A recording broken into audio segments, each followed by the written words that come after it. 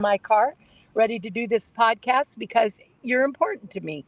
And so, what we're going to talk about tonight on this podcast is how do you create a supportive and a safe environment? And if you're from California, you know that's one of the quality standards. It's the first one that you need to create this safe and supportive environment. And we're going to talk about both of those things. So thank you for joining us. And I'm the doctor and that you can't see, and Brett's the coach that you can see. So Brett, would you like to say something to this group? Not in particular, just the ugly ones on the they can see, and the beautiful one you can't see, but we can at least hear you. So there you go.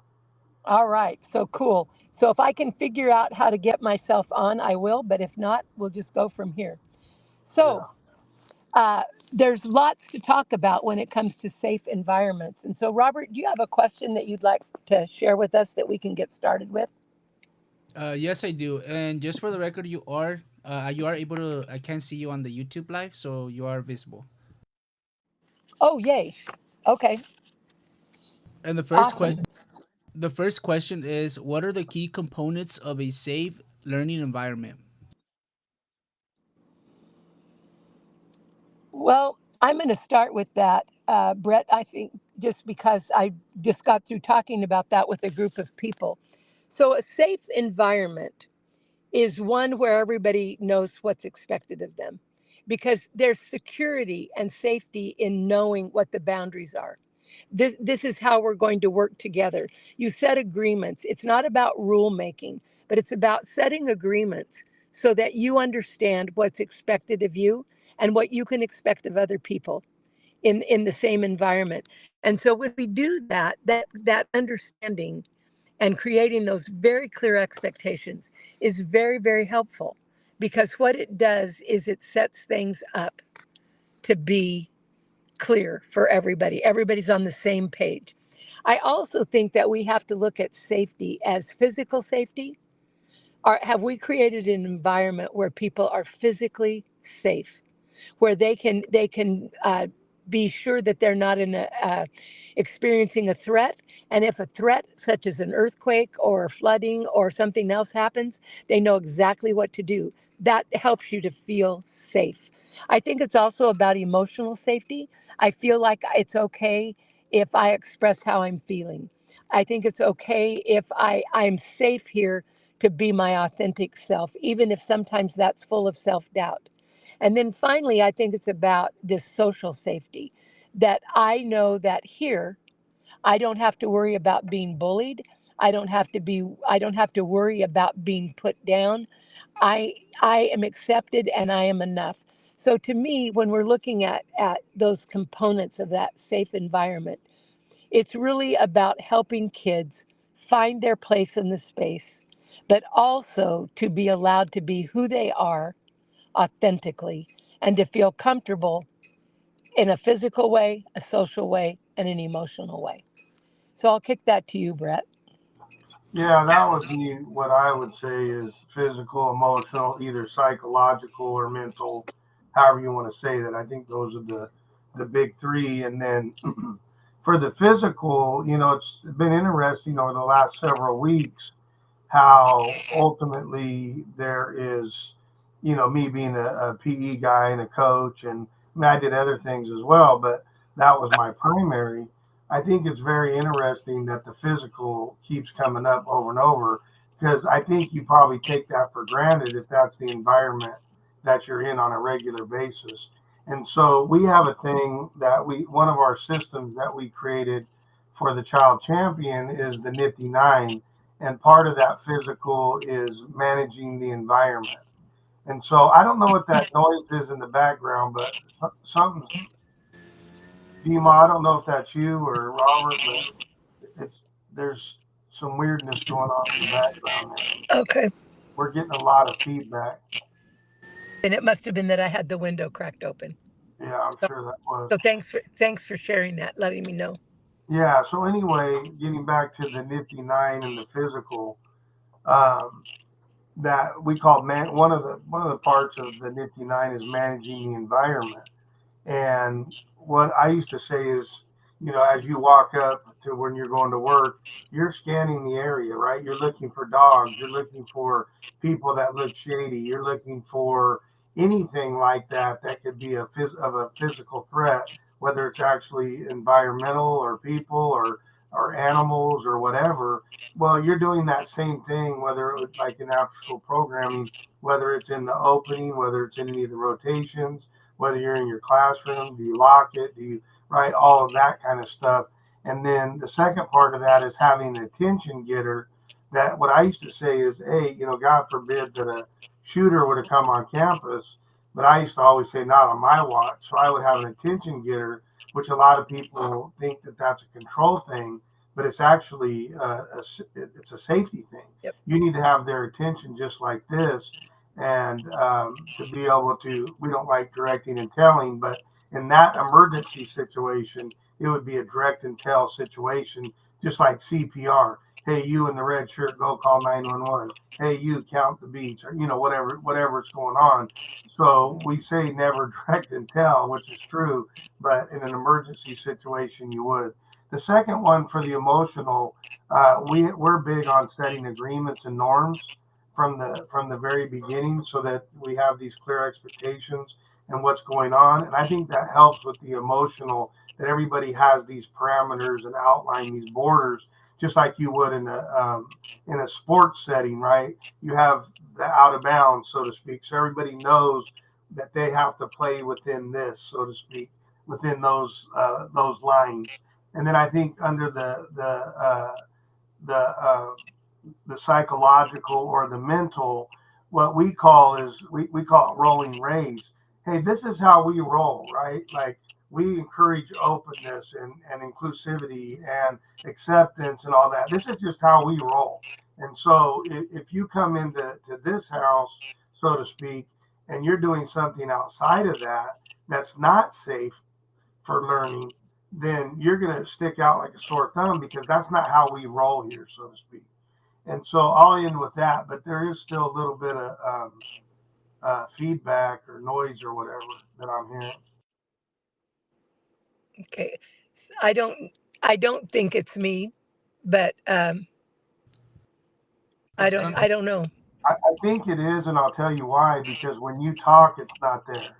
So it's Oh, either it's my microphone or it's yours, probably. okay. All right. But it's Maybe not I could. terrible. It's not terrible. I mean, it's Okay. doable, but with my echoic ear, it's a little distracting. Right. Okay. I will try muting when I'm not talking next time, and we can see if that works.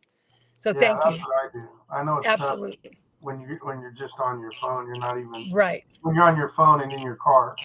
Right, exactly. But that's no, that's okay. I think I can do that. All right. So Robert, is there another question? Yes. The next question is, how can I build trust with youth to foster safety? Trust is one of those things that we build over time. And there are certain ways that we build trust with people. Uh, if you've not read the book, the that talks about the speed of trust, that's the title of the book. I would encourage you to at least listen to it or read it, because it talks about these 13 trust behaviors. And these trust behaviors are behaviors that you can exhibit and you can do. Not, you can't just talk about them, you have to actually do them, but so that you can build trust with people. And one of those trust behaviors is loyalty. So if I'm busy talking to you about somebody else, I'm demonstrating that I'm not trustworthy, because if I will talk about you, about someone else to you, then that means I'll probably talk about you to someone else. So it really talks about these behaviors that we need to demonstrate.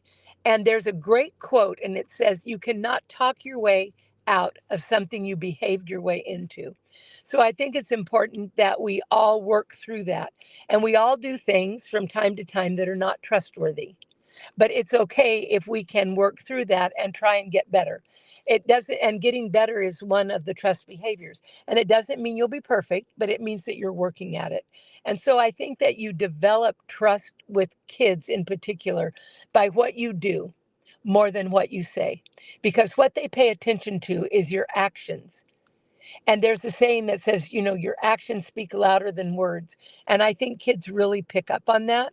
So I think you want to be very transparent with them. And also, you need to know that the difference between motivation and manipulation is what's going on in your mind. If what I want is what's best for you and it might be okay for me, then I'm probably going to be motivating. If I want to get only what's best for me, I will manipulate you and I'll say the exact same words, but my purpose is different. And so you will, kids and adults too, catch on really quickly when they don't believe that you are when they believe you're trying to manipulate them instead of motivate them. So I think we build trust over time, but we build it through our actions. So Brett, I'll pitch that to you. Well, it's funny you said that. I had a pastor friend of mine over yesterday, and he said that he sold his house to a realtor. And the second the deal was closed, she completely changed her demeanor, right? And so she was so nice and trusting, and we do this, and then completely changed their demeanor, which is my number one in this, which is to be consistent, right? You want to be consistent to be able to ultimately build trust. And so I had talked to one of the gals I had mentored way back in the day. We were talking about her life and all that stuff, and her dad was an alcoholic, and she said it was so difficult to trust him because he was inconsistent. So she would come home one day, sheepishly come around the corner to see which dad am I getting, because if he was not drinking, he was dad of the year. But if he was drinking, then he was not a nice, he was a mean drunk, right? And so I think that consistency with kids or adults or anybody is a big deal. I think the second thing is being reliable.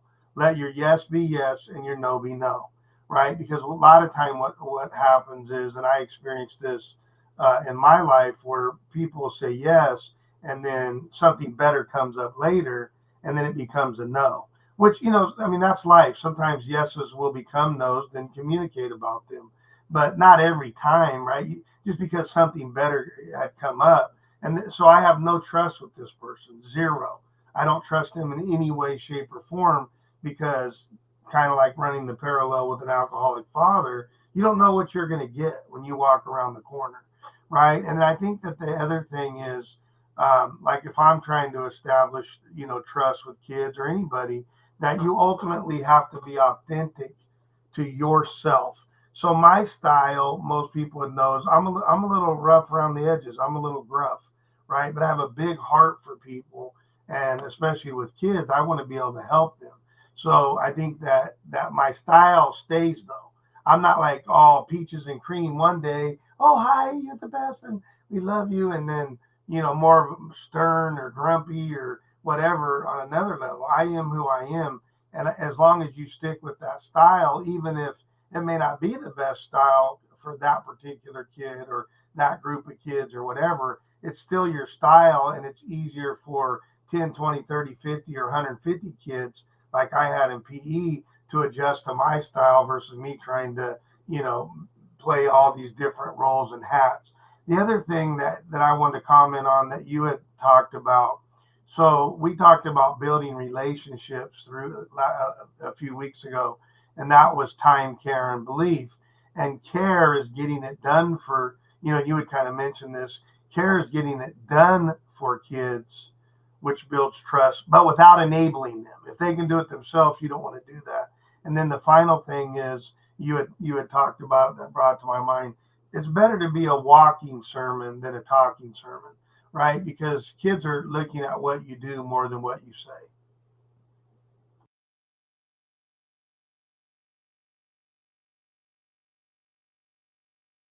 Cindy, you're muted. See, I forgot to unmute. So I said thank you for that. Really appreciated that response. And Robert, do you have another question? Yes, I do. The next question is, what roles does consistency play in creating safe spaces? Apparently, I I answered both questions with one answer. Yeah, I agree. I was going to say I think Brett answered that. So let's move on to the next question. Awesome. Next question is, how can I prevent bullying in a learning environment? You know, bullying is one of those things, and it can happen in lots of different ways. Bullying can be in snide remarks that make a person start being quiet. I'm not going to speak my truth. I'm not going to give an answer because I'm nervous about what you'll say, what snide remark might be said. Or it might be intimidating, where it's very upfront, and you better not answer when I'm in the room. I'm the only one that can answer. Or it could be very subtle in that nobody will sit by you if you're going to be giving in the classroom, and that's a form of bullying, that we're just going to ostracize you, not based on what you do, but based on who we like and who we want to be around. So I think that it's important to understand, first of all, that some kids bully very intentionally. Others may do it partly by accident. Maybe it's to keep people from knowing that they're insecure. But in bullying, there's a triangle. There's the bully, and there's the victim of the bully. But more importantly, I think we have to look at all of the onlookers, who are all the rest of the people who are watching the bullying happen and not stepping in to try and prevent it. Usually, when bullying happens, the bully knows they can get by with it. And because they know that, they will be pretty aggressive. And maybe the victim will never stand up to them. But if the rest of the group lets them know that what they're doing is not cool, we don't appreciate it, we want you to stop that, that's a bad behavior, then I think that you have kids policing the environment rather than you policing it. And the importance of that is this: let's say that when you are out on the playing field, well, you can't see absolutely everything, but the kids can. If the kids have taught someone that bullying's not cool, they might think it over before they do that. Or what about if the kids are using the restroom? You're not going in there. That's not appropriate for you to do. So they're in there. And so a bullying behavior, if they haven't learned how to stand up to it, will continue to happen.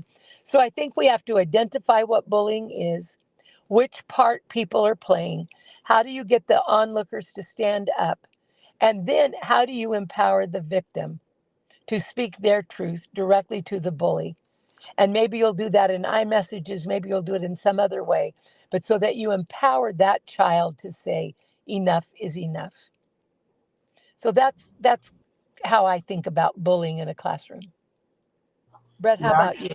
I can't add a lot to that. I would say obviously it's prevention versus intervention.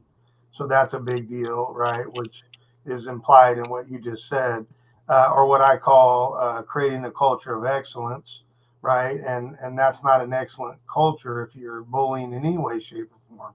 Whether that's all those things that you said, that they're not going to sit with me, or maybe cyberbullying. That's a big deal now, and we had talked about this, a little bit several weeks ago. And I want to tell the viewers that have been with us for several weeks now, you can start to see all these overlaps, which is nice, because then you can just plug right in, and you may be able to have, one trick or one best practice or one whatever you want to call it, that is able to knock out 3, 4, 7 items, just one of the strategies or tactics or skills that you may learn from one of these, types of, Q and A's. And I think that that's, a big deal. And then the only other thing I'll say is that that was the first time I had worked with adults, which was through an AmeriCorps program, and we had 30 members, AmeriCorps members, and they had a caseload of somewhere between 5 and 10. Typically, they were victims. Sometimes they were bullies. And just like GMA said, we spent a lot of time with the onlookers. because, right, so we spent the time with the victim and we spent the time with the bully. And just like Gma said, why was that? People don't just bully just because they're usually like evil people. There's reasons behind it, and usually they're trying to mask or cover something up, just like she said. So we would try to get to the root of the problem. A lot of times you think about a weed, you chop off the top part of the weed and then it grows back in a day or two. But if you can get to the root of that weed or that negative problem, then that's a big deal with the bully. But also the same thing with the victims. Why are you allowing yourself to be a victim, right? So how do you be assertive without going overboard, right? And then, like she also said with the onlookers, we'd be like, well, why aren't you saying something? Because I know when I was in school, if somebody was being bullied, I did the Dikembe Natumbo thing like my wife does to me.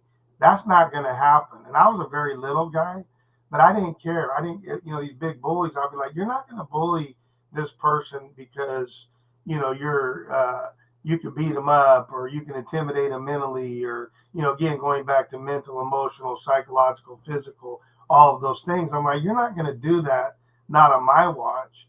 And so I was an onlooker unbeknownst to myself when I was a kid. Absolutely. Isn't there a TV program out now that's called What Would You Do? And they present situations and then they see what the onlookers do. Am Yeah. I have you ever watched? I've never watched it. I've just seen the previews, but have you watched it before? Oh yeah. I think his name's like Robert Kionis or something. And it's on one of the big networks.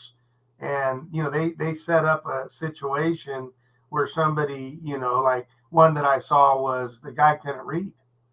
And so the lady behind the counter was being a bully. Okay, can you hurry up and all this kind of stuff? Like people are waiting behind you, whatever. And then another gal came in and said, "Let me read it for you, and we're fine. We're not in a hurry." And then was kind of telling the lady, like, you shouldn't be talking to people like that. And then she went into her own personal experience, said, "My grandma and grandpa, who were, basically born in the Dust Bowl, they never had a chance to read. So I know how hard it was for them, but they worked their tail off for our families 10, 12, 14 hours a day to provide for me when my mom passed away. So you need to watch what you're saying," right? And I was like, "Yeah, go girl," right? And then the camera crews came in and they would ask because there was an actor that was doing this behind the cashier was an actor actress, and then they'd say, "Why did you do that?" And then they would explain why. So yeah, that's a pretty cool show. You also see that on like shorts on YouTube with the Karens of the world, and it says immediate, it gets back out, immediate karma or whatever, and those are very similar things. Thanks for sharing that because that would give you an opportunity. So I appreciate that. All right, Robert, you're up. Next question is, how do physical setups contribute to safety in learning spaces? Brett, do you want to take that one first because you've had a lot of different physical environments? Yeah, I mean, like I said, to me, my big aha moment, because I'm always learning as well. I think to be a good teacher, you have to be a good learner first. And when we've been doing this over the last 10 or 12 weeks now, it's amazing because how many things were built in to being a PE teacher that you just took for granted because we had to do that all the time. We were always, making sure that we were scanning and the physical environment was in a good spot. And like I said, reading the room, so to speak. When I would walk up to campuses as a consultant, as a teacher, as a coach, or whatever, I was constantly reading the room, to see is it physically safe? Is it are there things that are out of place or weird or different things of that nature? And I had the woman's gene, as they would call it, which was intuition. And I had good discernment about that. And whether that was in physical, emotional, mental, whatever, that was a gift that God gave me to be able to do those things. And so a lot of times when you have a gift to do something well, you take it for granted or you don't think about it. Plus, my environment was it was a physical setting because I taught PE for 7 or 8 or 10 years and coached for I don't know 30 years. I'm continuing to coach, right? So I think that those things are critically important, especially if that's not where your modus operandi is. That you think about, okay, well, it should be physically safe in the classroom, so you're not pushing your chair back, you're always on all fours or whatever. But sometimes, you may not think of those things like you would if you were a PE teacher, so to speak. Absolutely. No, I agree with all of that. And I think too that in your environment, when you were talking about PE, well, there's boundaries, right? When you play a game, there are boundaries. There you have to play within this space. And I think that identifying that physical space is important. And then I think it's discussing challenges that may present themselves in that space if you want it to be safe. I always think about walking down the hallway. And if you're walking down the hallway and you're walking close to the doors, somebody's going to come out that door and smack you. So you would want to talk about that space and what makes sense if we want to go from one end of a hallway to the other and we want to do it in a safe way. What are all the things we need to consider? And those would certainly be the questions that I would ask kids. If what we want is to do this, what do we need to be watchful of? What do we need to be sure we're doing so that we're safe all the way around, and that the other people are safe all the way around? So, for instance, if we're walking straight down the hallway and someone's coming toward us and we don't get out of the way or we don't move to the side, we probably haven't helped them feel safe either. So, I think that we look at environments in such a way and we ask kids, what would it take to be physically safe here? What would it take to be emotionally safe here? What would it take uh, to be mentally safe here? What's it going to take to have that kind of safety? So I think that that's what we do with environment. Yeah, I have a saying that I call it read the room. You're always reading the room, right? To see Mhm. what is physically safe, emotionally safe, mentally safe, psychologically safe.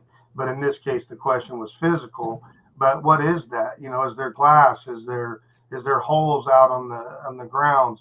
Even the way that we used to set kids up in the classroom, we would do it in a circular fashion because then they could see everybody and everybody was on equal footing. It wasn't somebody in the front who had a better view than the back, right? It's all these physical setups as well.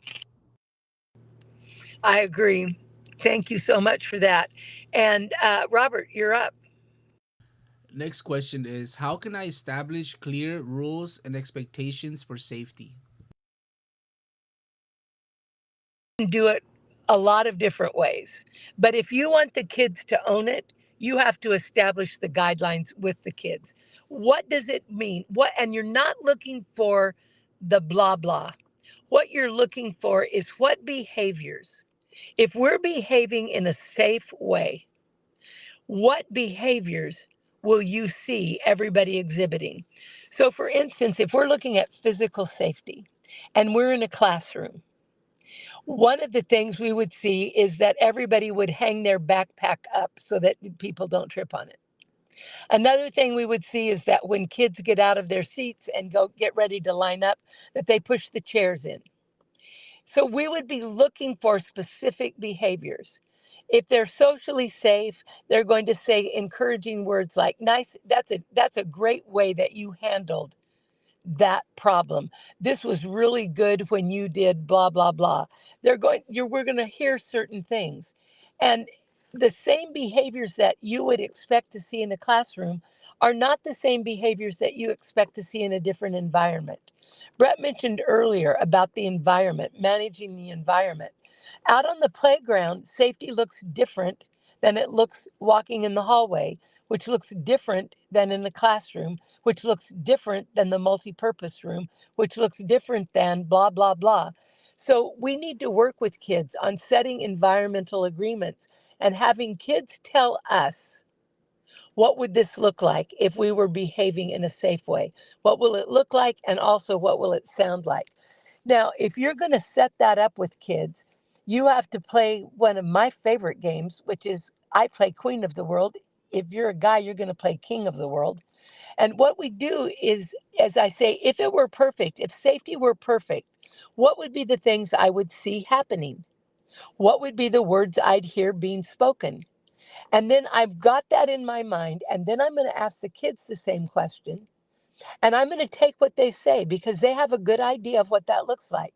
And then if they miss something that I think is incredibly important, I'm going to say, could we add blah, blah, blah, whatever my part is. But I think we create that safe space by creating agreements, not that we make, but that we co-create with young people and that we revisit to see if there are any changes that need to be made. So Brett, I'll send that to you. Yeah, I would say the same thing, and I put everything into systems or processes or procedures.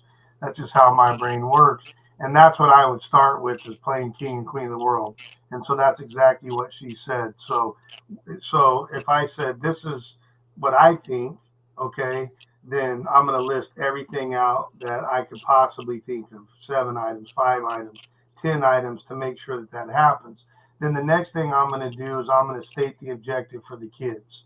And I'm going to say to them, hey, we need to establish some clear rules and expectations for safety. And so, and then I would do different ways. Hey, think about that just for with yourself for 20 seconds. Or, hey, partner up and, you're going to each get 30 seconds. I'm going to say switch at the 30-second mark. And I'm going to say switch if you have not already. That means if somebody's over talking, then you switch, going to get their point of view, and then maybe do like a small group of 4, and then half the group can talk, and then the whole group. Or other ways we can do it is we could say this the whole group's going to do that from the very beginning. And so you have to kind of work your way up to that on the brainstorm, because that's what it is. You're going to state the objective, and then they're going to brainstorm, which is going to be inclusive, as she just said, with collaboration. Because I always say, whose monkey is it? If you're doing the directing and the telling and you're saying, here are my rules and here's what I think needs to happen, here are the clear rules and expectations for safety from my end, well, who owns the monkey? Then I do, right? Even if I get them to agree to it at the end, it's still me, me, me. And I don't want the monkeys. I'm not a zookeeper, right? I want to put it back on them because they're the ones that ultimately have to be able to, carry those things out. And then if I think that let's say as my king and queen of the world, let's say number 7, I thought was the most critical, and they said everything else but number 7, I would go, those are great, great, great. What about, right? I do like what they call a pregnant pause. And then I would say, what about? And then I would give my number 1 and they go, oh yeah, that's a great idea. Well, it's still 90% what they're saying. Now we do have a 90-10 rule, which says 90% of the time we're going to listen to the kids, we're going to collaborate with the kids, and we're going to do what they say. Even if some of the stuff they say we know won't work out, it's okay. Let it not work out. Natural consequence is way better than an adult taking charge in a negative way and more control than charge, by the way, probably a better word, and go, no, we're going to do this. Now, 90% of the time, we want to collaborate. Now, 10%, you may have to take charge and say, this is what we're doing. And quite frankly, I don't care what you guys think because this is just how we're doing it.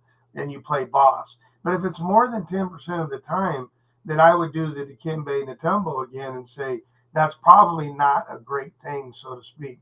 So I just run it through that process. And at the very end, and I always write it to get a group memory. And I said, so this is what you guys said that you think's most important. Now, if there's anybody who can't commit to any of these things, please stand up now, or please raise your hand now, or please speak now. And so then if there's nothing, I say, okay, great, you guys are committed. And then I take them back to what we call the accountability formula. And they establish these clear expectations. They're going to monitor themselves on the end result, and they're going to hold themselves accountable. And if they choose not to do that, then I'm going to look at their clear expectations. I will be monitoring as well the end result, and I will hold them accountable if they choose not to. And this is what I start with, this accountability formula. I start every new semester or even every new item that we may be doing. whether it be in the opening or whether it be in a closing or whether it be in a transition. We go through all of this and then we establish this routine where everybody's on the same page all the time, which goes back to that creating a culture of excellence, which goes back to that modus operandi. And this is how we roll. So then we've prevented bullying or emotional things that aren't okay or different physical things that aren't okay or all the above, so to speak. Agreed. And prevention, you're so right. Prevention, we have to think prevention. Intervention is way more difficult. Okay, Robert, do you have another question? Yes. How can I handle conflicts without compromising safety?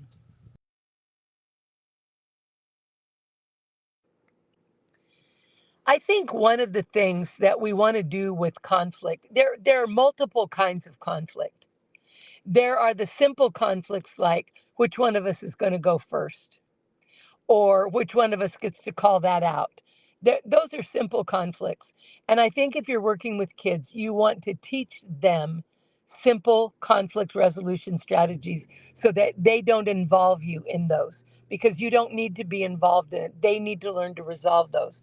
So, one obviously quick way is paper, rock, scissors. And no matter what format you put that in, it's still paper, rock, scissors.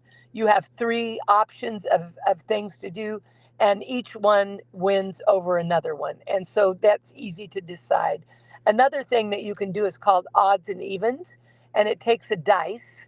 And on three, everybody taps their hands one, two, three, and then you put out on one hand either one finger, two fingers, three fingers, four fingers, or five.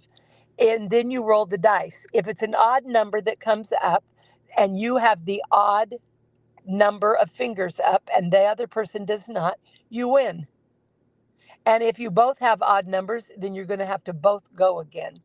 And so you can do it with even numbers are the 2, 4, and 6, and the odd numbers are the 1, 3, 5. And it's very simple, and you don't have to get involved in that conflict. You can let kids resolve that on their own.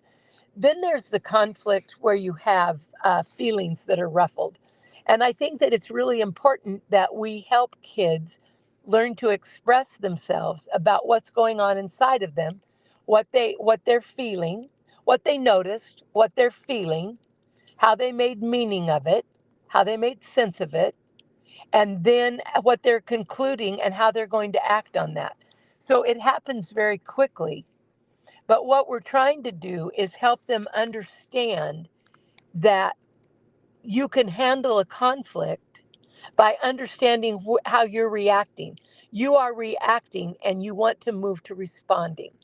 The difference between the two is that a reaction happens immediately, but a response takes place after time when you've had a chance to think about which one of these things do I want to do.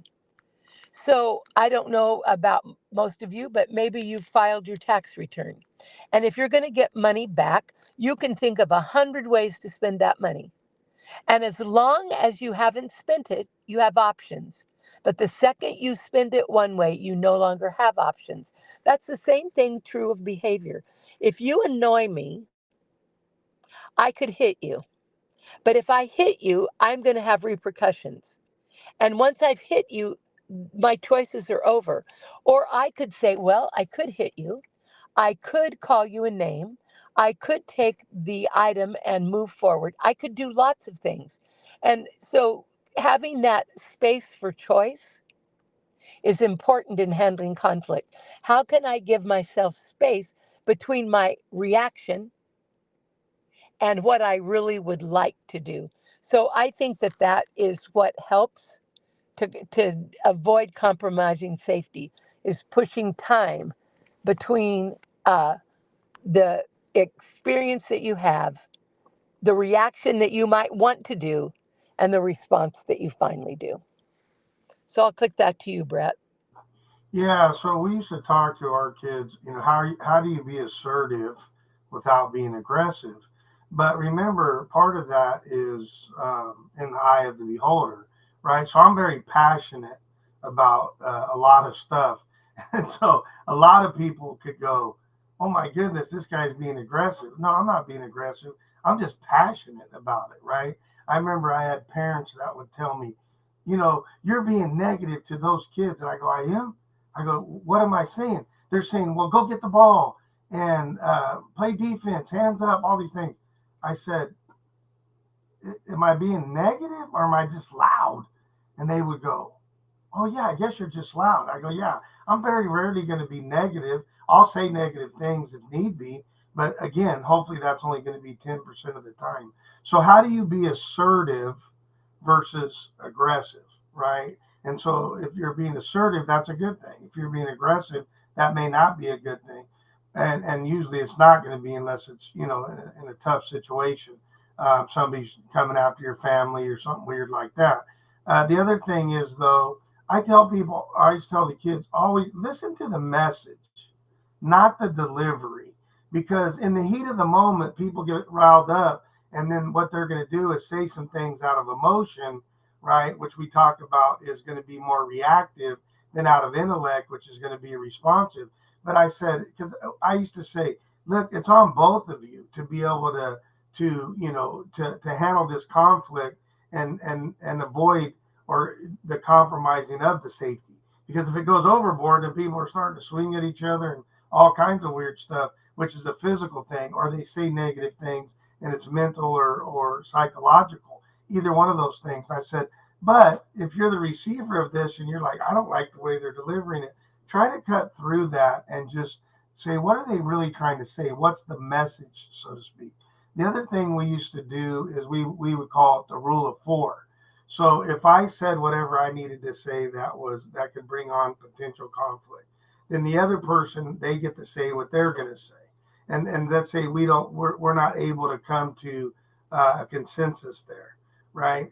And so then the person that started that thing, the talk, they're going to be able to say one more thing, and then the second person is going to be able to say theirs for a total of four. At the end of that, we would just say, hey, we're going to be kid enough to just disagree, and we can talk about it later or whatever. The other thing that we used to do is we'd say, you're going to get it out, whatever you're riled up about, whatever the conflict is, you're going to get it out, but just not right now. So we would say you have to, like almost two boxers, go to your corner, like separate for 1 minute or 2 minutes or 5 minutes or whatever. And what we would find is that the physiological part of being all hyped up and the endorphins kicking in and all that stuff, it would settle down after 5 minutes or 7 minutes. And a lot of times they would come back and they go, I don't even know what I was angry about. I don't even know what the conflict was to begin with. So again, we go back to prevention versus intervention. Another tactic that we had, or tool or skill or whatever, is what I would call the de-escalation techniques. Hey, you have to sit down before you can talk about it. So we would have them in the middle of the soccer field, or let's say baseball, and they were whether you were safe or out. And so yeah, you could do the paper rock scissors or whatever. Sometimes we would say, okay, just sit down, and now talk about it. And just by sitting down, we did that a lot with parents that were all riled up, right? We're like, hey, we're here to listen to you, but if you're screaming and yelling at me, I can't understand, right? So let's just sit down and let's talk about it. So that's another way to get down, get people, their brain, their mind, their endorphins, their physiology, their all of that to just come down by sitting down. And then the other thing is that if they just aren't getting that right, then we redirect them and we say, okay, great. We're making an executive decision. And instead of us, doing, playing baseball right now, we're all going to do jumping jacks. And we would just redirect them to something physical. So I think there's 4 or 5 strategies or tactics or skills in that I just said that could be helpful. Agreed. So thank you for that. So, Robert, do we have anybody joining us in this podcast today? Yes, we do. We have viewers. Okay. So, I am wondering if any of those viewers have a question that they would like us to ask, and if so, how would they do that? How would they get that question to you, Robert? Yes, so I did let them know on the comments. Welcome to the podcast, and if they haven't, let them know the topic for today, and if they have any questions, they can just put them in the comment, and I'll read them to them. Okay, awesome. Because we really do want to value what you need to know, as well as questions, and all of the questions that we are talking about are questions we've all been asked before, because we work with a lot of people in a lot of places. But that doesn't mean that it's your question and you're the one who's attending. So we would be happy um, to listen through that. And I think that it would be a good thing if we sent some conflict resolution strategies out to these folks that are with us tonight. So if you would like a list of how tos and a conflict resolution strategies that you can use with young people, if you'll put your email into the chat box, we'll be happy to send you some information about conflict resolution strategies. And I promise you we will start with paper rock scissors, but we won't end there. So Robert, that being said, is there another question? And one more thing on that too, Robert, before you go.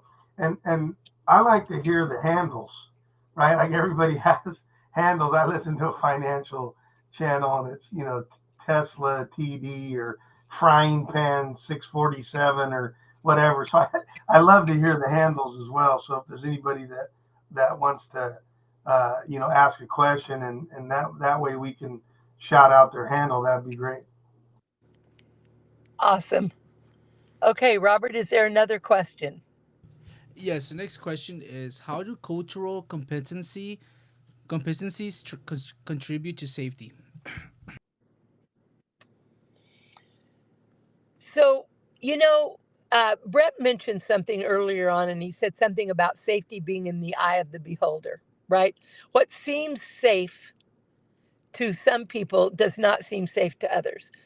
Or what seems safe that you would need to do to be safe if you're in kindergarten might not be what you would think of to be safe if you are in junior high. I know I heard one person comment and say, and they said this. They said, when kids are in kindergarten, you say, take the hand of another person, and we can do this in a safe way. Probably that's the last thing you'd say to a junior high kid, right? Take the hand of someone else, and we'll get through it. So we have to understand that there are competencies that people need to have, and sometimes that's within the culture we create, that this is a safe behavior in this culture. We have these agreements, we have these community promises about how we'll interact with each other, and this is going to create our culture here. But we also have to respect that people come from a culture, and sometimes that culture is based on an ethnicity, but other times it's just based on who the family members are. So I think that we have to understand that culture can bring things or safety concerns to light. So if you're in a family that's highly competitive and everybody is playing hard at everything they do, they may have a threshold for competitiveness that and that's their culture. Their culture is about being competitive and winning. Whereas someone else may not be about that at all. That maybe they're about having fun or a good time, and that's all that matters. Not that winning can't be fun, because it probably is if winning is part of your culture. But being laid back and chill is part of other people's culture. So I think that we have to recognize that kids come from different environments. And what we're looking for is a way to honor their environment that they bring with them, and then we can make adjustments with kids as far as what our expectations are and the culture of the environment we're in. So I think that being culturally aware matters, but I also think building your own culture matters.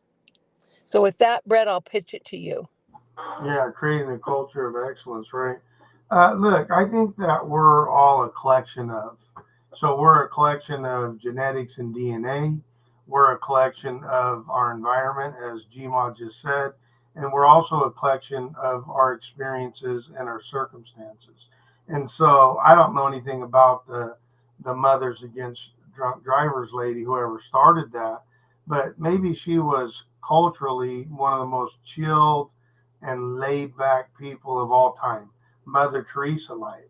But you hurt her kid, or worse in this case, she's going to culturally say, forget that, and she's going to go into a whole nother situation. So maybe her genetics were soft and chilled.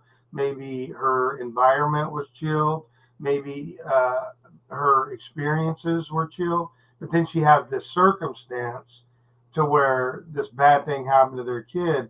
So I think that if we're aware of this and we understand, and that's why when we're doing like agreements and norms, everybody says be respectful.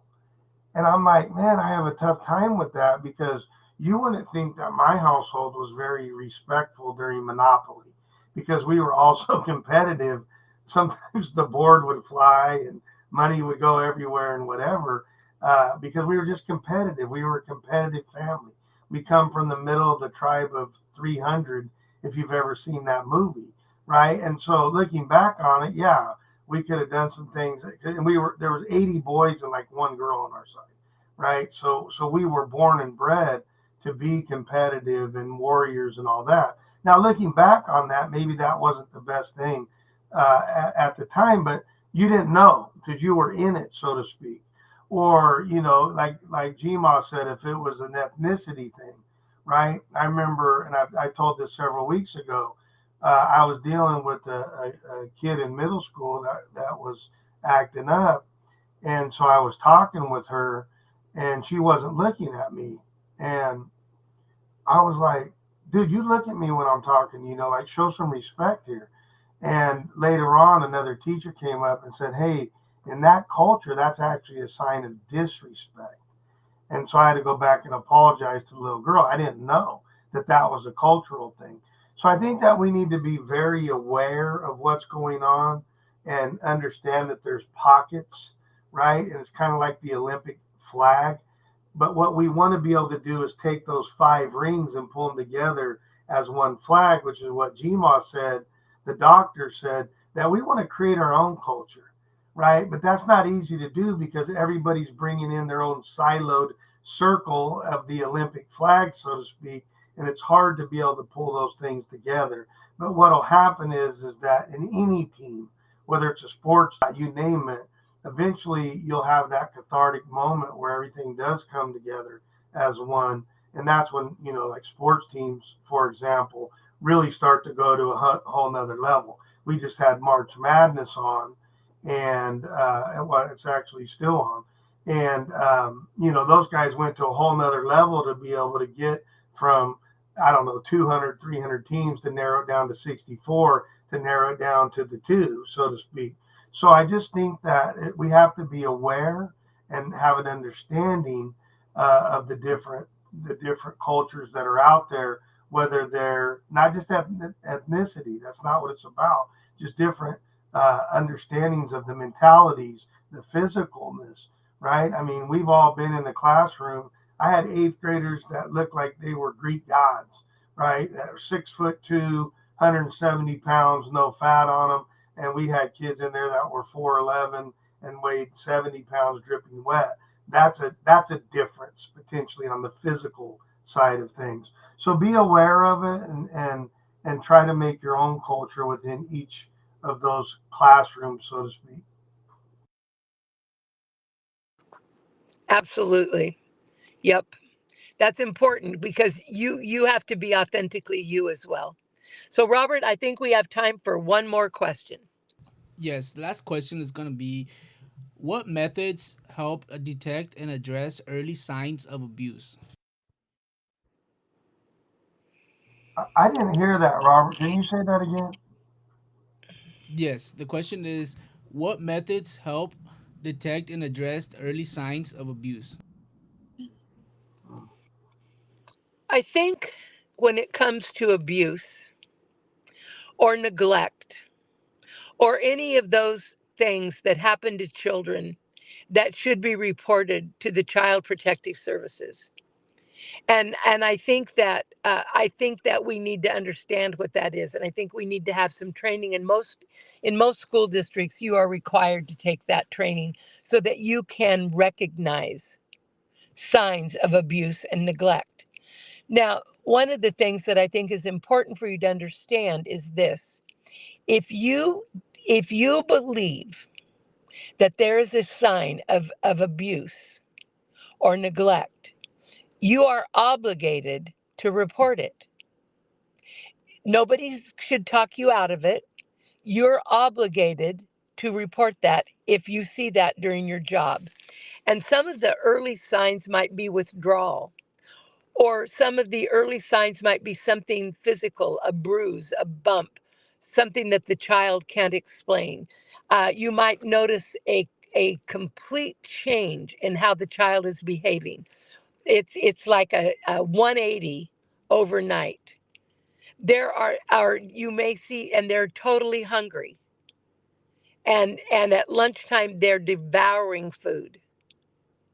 So you're looking for those signs, but you're also going to trust your gut on it, and you're going to say, I have concerns about this, even if you can't identify it. It's not your job to check it out. Your job is to get an expert to come and check it out. And that's what we do in education. We say, you know what? We can have all the suspicions that we want, but if you have an inkling that something's not going right with a child, that you believe they might be being abused or neglected, then you need to report it to the Child Protective Services, who has experts who can come out and investigate that thoroughly. So I think the signs would be that it's just there, it's something's off, and it could be the smallest thing, a bruise, something they can't explain, or that they change their story on. But I think that we need to go through that training that's provided, and like I said, I think it's provided yearly for people, so that we can have a real handle on what is expected of us, especially if we think the child is being abused or neglected. So Brett, I'll push that to you Yeah, for any I would just comments. say, huh? Somehow? Oh, I would just say err on the side of caution, right? I would rather turn that in as a mandated reporter if I had an inkling that there could be some kind of physical, emotional, sexual, any of those types of abuses. I would rather, have a parent be mad at me and I was wrong about that than to do nothing about it and come back and that was actually happening at any of those levels. So that would be the first thing I'd say. And then the second thing is exactly what the doctor said, GMA said, which is any sudden changes of anything. It could be absences, it could be withdrawing from their friends, it could be obviously physical marks, right? It could be, right? I mean, so any of the dots that aren't normal for that particular kid, and you're going to know what's normal for them, and sometimes it could just be a loss of a pet or different things of that nature.